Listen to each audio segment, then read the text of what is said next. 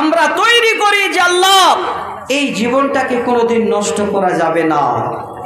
স্বামী কি জিনিস আর স্ত্রী কি জিনিস, এই দুটো জিনিস যদি আমরা একবার অনুভব করি তাহলে বুঝতে পারবো যাদের স্বামী নেই ওনারা জানেন যে স্বামী কি জিনিস, যাদের বিবি নাই তারা বুঝতে পারেন যে বিবি কি জিনিস।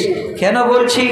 একটা বছর একটা সালের নাম বলছি, যে সালটাকে বলা হয় আমুন হুজুন, অর্থাৎ দুঃখের বছর, দুঃখের সাল।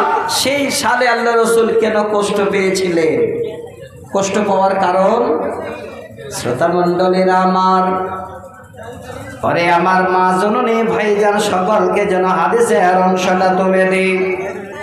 আল্লাহর নবী সব থেকে দুঃখ পেয়েছিলেন সেই সালে, সেই বছরে, যেই বছরে নিজের জীবন সঙ্গিনী হযরতে খাদিজা মারা যান, এবং ওই সালে ওই বছরে নিজের চাচাও যেন দুনিয়া ছেড়ে চলে যান। আল্লাহর নবী যেন বড় দুঃখে বড় চিন্তায় পড়েছিলেন। বিবি মারা গেছেন, হযরতে খাদিজা মারা গেছেন। খাদিজা কি ছিলেন আল্লাহ রসুলের জন্য? একটা ছোট নয়, লম্বা হাদিস, কয়েকটা শব্দ আপনাদের সামনে তুলে দিই।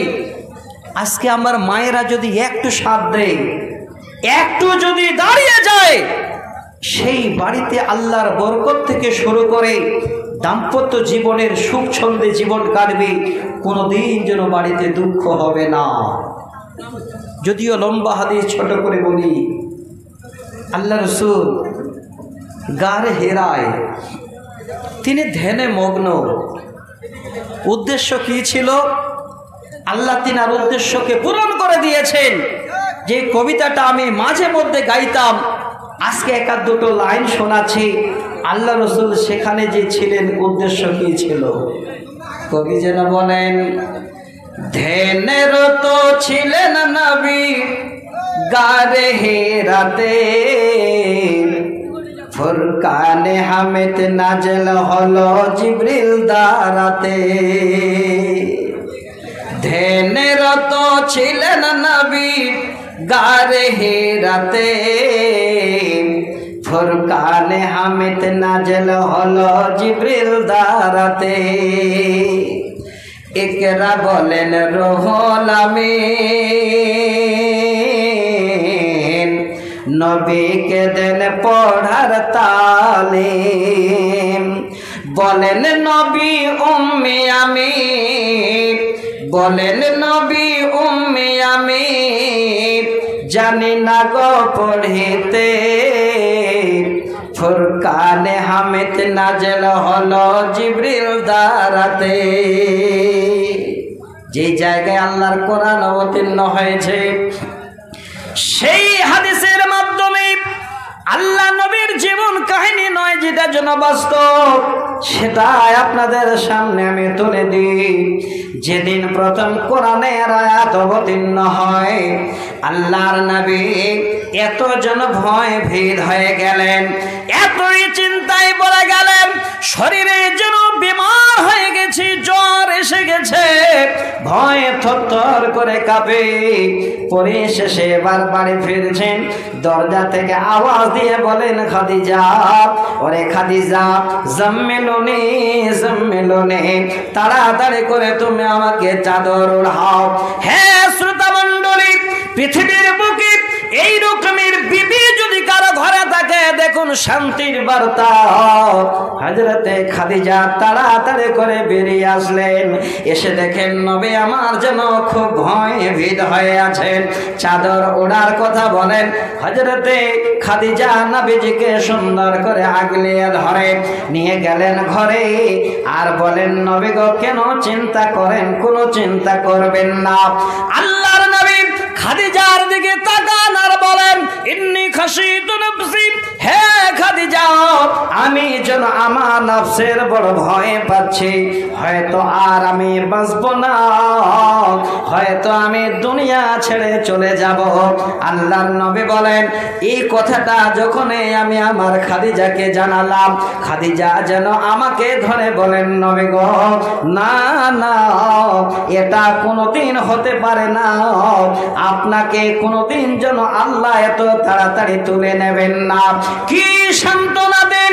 সঙ্গে সঙ্গে হযরত খাদিজা জানা বলছেন, ফাওয়াল্লাহি, আল্লাহর কসম করে বলে, মা ইউযিকাল্লাহু আবাদা, আল্লাহ আপনাকে কোনোদিন যেন বেইজ্জত করবেন না।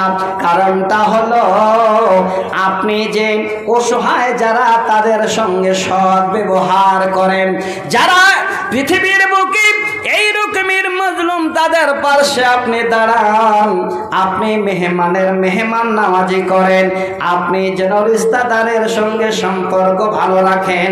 আল্লাহর নবী গো, কোন রকমের আপনার ভয় নাই।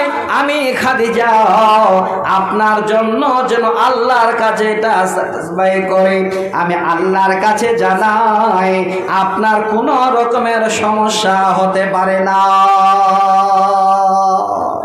হযরত খাদিজা সান্ত্বনা দিলেন আল্লাহ রাসূলকে।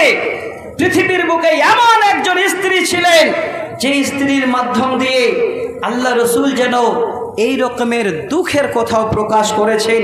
তিনি যখন মারা যান, আল্লাহ রাসূল চিন্তায় ভেঙে পড়েছিলেন, দ্বিতীয় বিবাহ করেছিলেন হযরতে নবী মুহাম্মদ সাল্লাল্লাহু আলাইহি সাল্লাম। এবার তারপরে তৃতীয় নম্বর বিয়ে করেছিলেন হযরতে আয়েশাকে।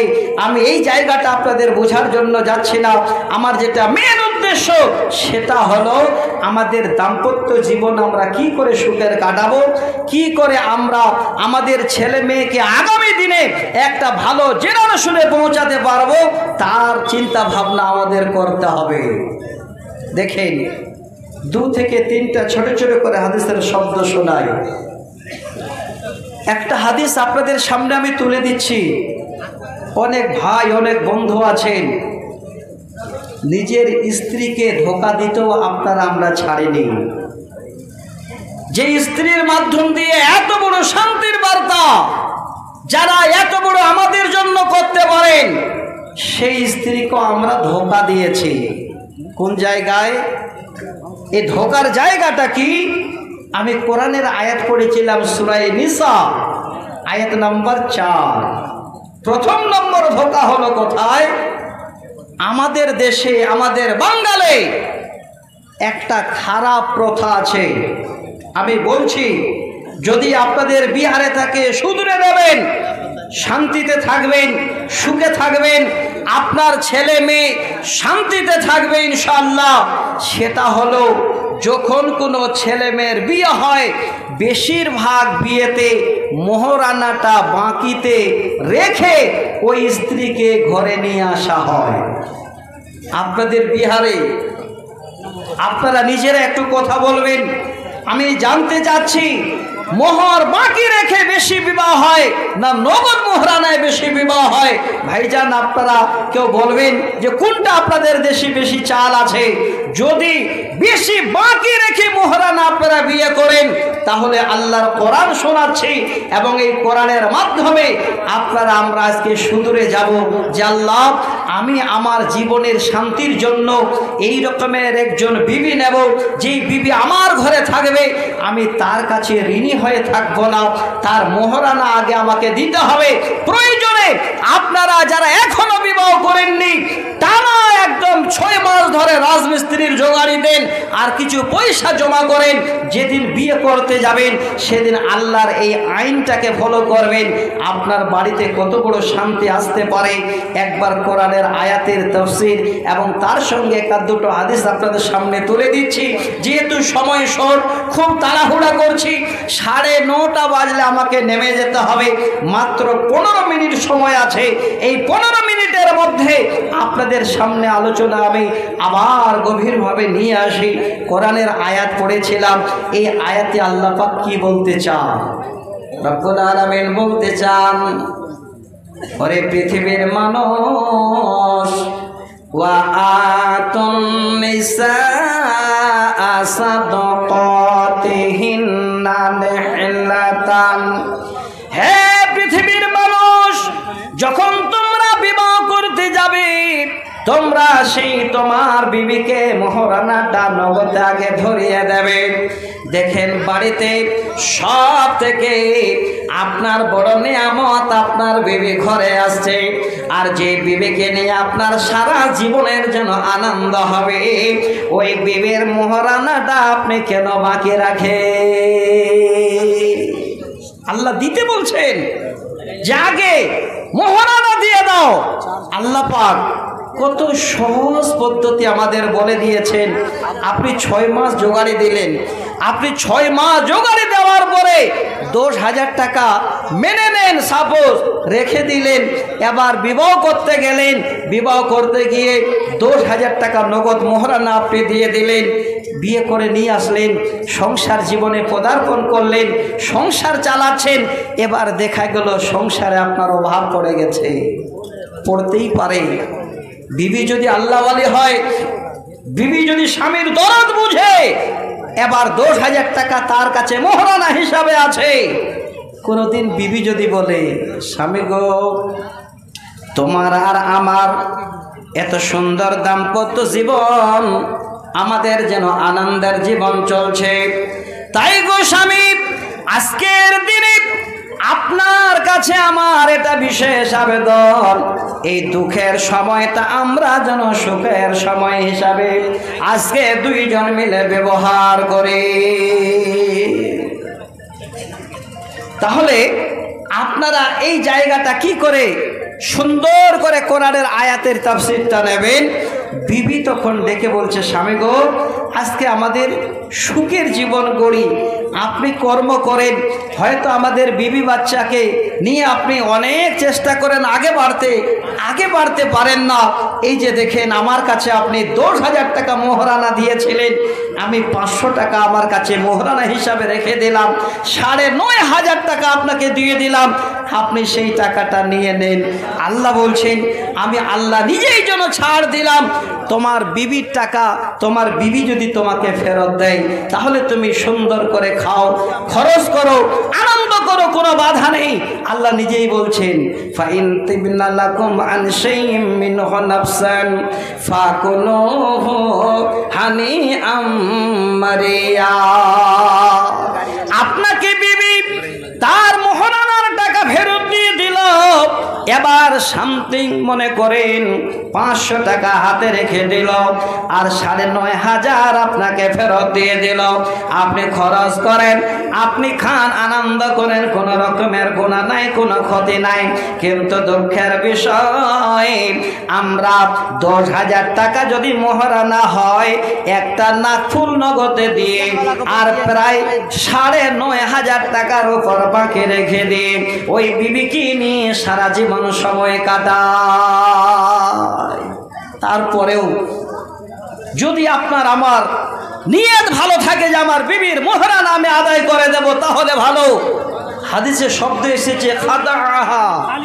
যদি আপনারা আপনার বিবিকে ধোঁকা দিতে চান, যদি ভাবেন যে আমি বাকিতে আমার বিবিকে পেয়েছি, এইভাবে সংসার জীবন চালিয়ে যাব, এবার শেষ পর্যন্ত যখন আপনি সারা জীবন ছেড়ে চলে যেতে চাচ্ছেন, বিদায়ের পালা, তখন যদি আপনি এইভাবে করে চলে যান আপনার বিবিকে ধোঁকা দিয়ে, কিয়ামতের দিনে আল্লাহ রাসূল বলছেন আপনি একটা খারাপ মানুষ হিসাবে কিয়ামতের দিনে মুলাকাত করবেন।